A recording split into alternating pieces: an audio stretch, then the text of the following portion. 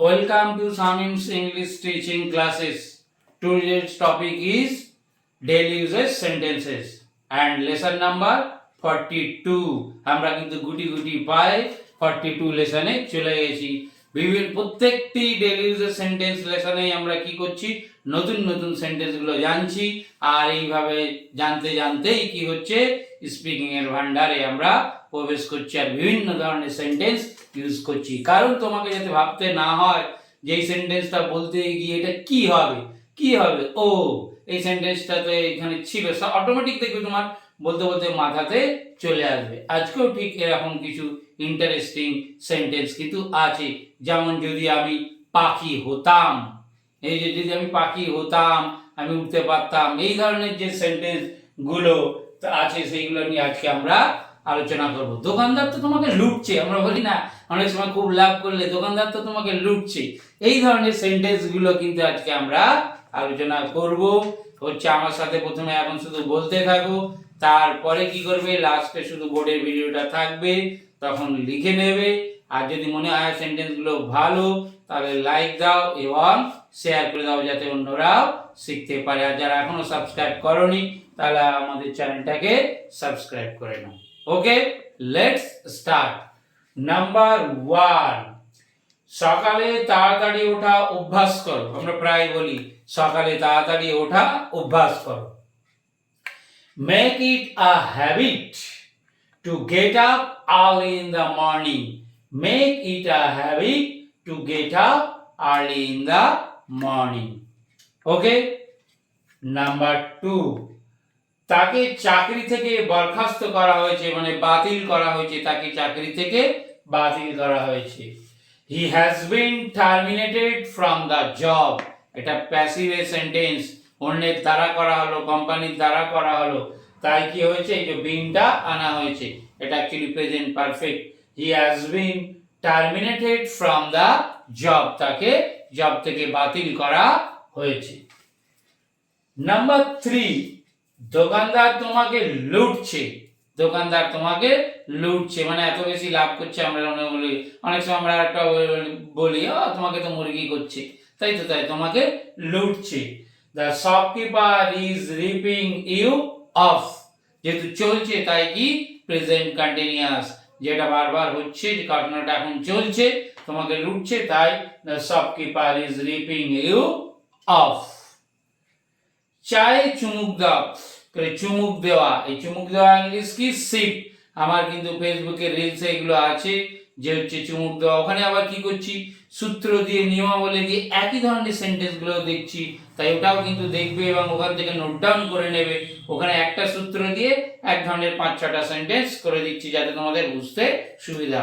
আর এইখানে হচ্ছে আমি কি করছি, ইউটিউব চ্যানেলে সেখানে বিভিন্ন রকমের সেন্টেন্স গুলো দিচ্ছি, কারণ এখানে ভিডিওগুলো বড়, সময়টা বেশি করতে পারি, তাই জন্য এখানে করছি। আর ওখানে রিলসের মধ্যে শুধু সূত্র দিয়ে বুঝিয়ে দিচ্ছি, তাই দুটোই কিন্তু তোমার জন্য ইম্পর্টেন্ট।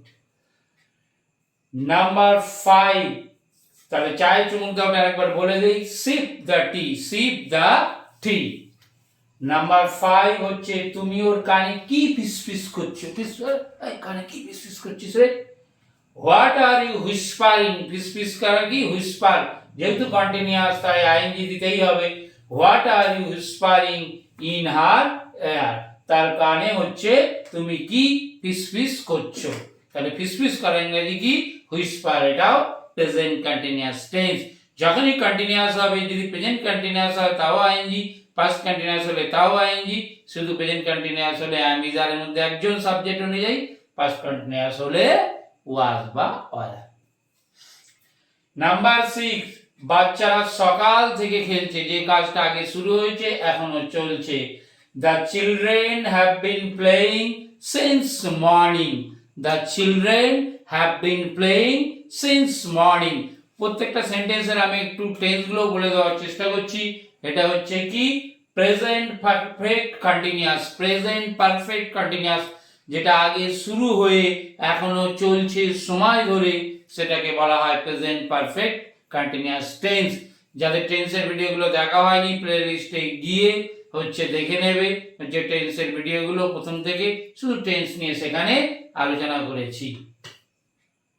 নেক্সট নাম্বার 7, এটা আর করো না, এটা আর করো না, don't do it again, don't do it again, এটা আর করো না। নাম্বার 8, এই সেন্টেন্সটা বলছিলাম প্রথমে, আমি যদি পাখির মতো উঠতে পারতাম, কল্পনা করা, এগুলোকে বলে কল্পনা করা। তুমি তো পাখি হতেই পারবে না, তা কি করে পাখির মতো উঠতে পারতাম? If I wish, if I wish I could fly like a bird. If I wish I could fly like a bird. আমি যদি হচ্ছে পাখির মতো উঠতে পারতাম, তার মানে হচ্ছে যখনই আমি এরকম কল্পনা করব তখন কি করব, যদি আমি পাখি, if I wish I could fly like a bird। আমি কিন্তু আরেকটা সেন্টেন্স এখানে বলি, আমার এইটা বলতে গিয়ে ওইটাই মাথার ভিতরে আসছে যে যদি আমি পাখি হতাম, যদি আমি পাখি হতাম, এই সেন্টেন্সগুলো কি ধরনের হয় আমার এখন এটা বলতে গিয়ে এই জন্য বলার সময় একটু ডিস্টার্ব হলো। অ্যাকচুয়ালি ওই সেন্টেন্সটা আমার মাথায় সাথে সাথে চলে আসলো, ওইটা আবার কিন্তু একটু অন্য ধরনের হবে, যে হতাম, যদি আমি হতাম তাহলে কি হবে, আমি অবশ্যই পরের ডেইলি ইউজের সেন্টেন্সে এই ধরনের সেন্টেন্সটা আমি দিয়ে দেবো, যদি আমি পাখি হতাম তাহলে আমি উঠতাম, এরকম বোঝায়। এখানে বলেছে আমি যদি পাখির মতো উঠতে পারতাম, তাই এখানে কি করলাম, if I wish I could fly like a bird, আমি হচ্ছে তাহলে পাখির মতো উঠতে পারতাম, আমি যদি পাখির মতো উঠতে পারতাম। সবসময় যদি এরকম থাকো আমি যদি এর মতো করতে পারতাম, তাহলে ইফ আই উইশ দিয়ে শুরু করে তারপরে কি করবে, সাবজেক্ট দিয়ে কুড দেবে, কুডের পরে সবসময় ফার্স্ট ভার্ব, শুরুটা কিভাবে করবে, ইফ দিয়ে। এখানে আমি বলে আই দিয়েছি, আমরা হলে উই দিতাম, ওকে। ইফ আই উইশটা কিন্তু দিয়ে শুরু করবে আর পরে কিন্তু কুডটা অবশ্যই ইউজ করবে। এটা কি কঠিন মনে হয়, এটা কি কঠিন মনে হয়, আমি অঙ্কটা দিয়েছি, এটা কি কঠিন মনে হয়? Does it sound difficult, does it sound difficult, মনে হয় কিন্তু আরেকটা ভার্ব আছে সেম, কিন্তু স্পোকেনের ক্ষেত্রে সাউন্ডটাও খুব চলে বলে এটা দিয়েছি, ওকে। নাম্বার 10, ভেরি গুড একটা সেন্টেন্স, দেখতে দেখতে 10টা বেজে গেল, যা, দেখতে দেখতে পড়তে পড়তে আমার রাত 12টা বেজে গেল, তাহলে এরকম যদি হয়, it is 10 o'clock in no time, দেখতে দেখতে 10টা বেজে গেল, it is 10 o'clock in no time।